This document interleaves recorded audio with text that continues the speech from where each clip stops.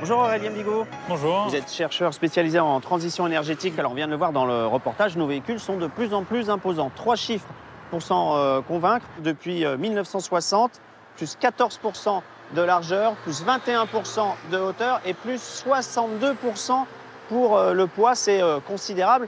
Mais finalement, en 50 ans, on a aussi tout simplement les automobilistes qui ont grandi, qui ont grossi aussi un petit peu. Il y a plus de normes, il y a aussi plus de sécurité, évidemment, dans tous ces véhicules par rapport à ceux des années 60.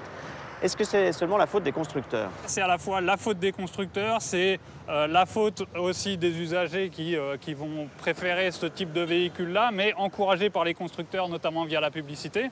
Et puis la responsabilité des pouvoirs publics, évidemment aussi, de ne pas réguler davantage finalement le type de véhicule qui est vendu. Alors, ce qui est certain, c'est que cette obésité de nos voitures du quotidien, c'est pas une bonne nouvelle pour la planète. Oui, en effet, ça va être des véhicules qui vont consommer plus d'énergie pour faire bouger des véhicules qui sont plus lourds. Donc à la fois plus d'émissions de CO2, plus d'émissions aussi de polluants à l'échappement. Et puis aussi, il y a des émissions de particules hors échappement, c'est-à-dire qu'avec l'abrasion des freins, l'abrasion des pneus, l'abrasion de la chaussée, donc là, ce sont des particules aussi qui vont être émises et qui vont être d'autant plus fortes que les véhicules sont lourds. Alors, il y a quand même un vrai paradoxe, c'est que la plupart de ces véhicules de plus en plus imposants sont critère 1.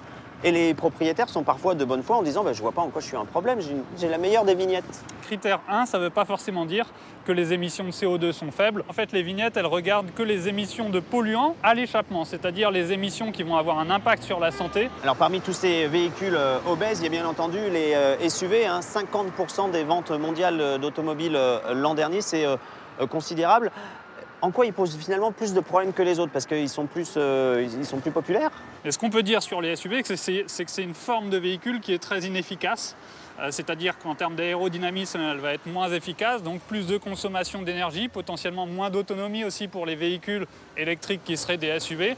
Et c'est une forme de véhicule qui aussi va être plus dangereuse pour les autres usagers de la route, étant donné que l'avant du véhicule est plus haut. Eh bien, les chocs qu'il peut y avoir, par exemple, avec des piétons, vont davantage toucher des organes qui sont plus vitaux.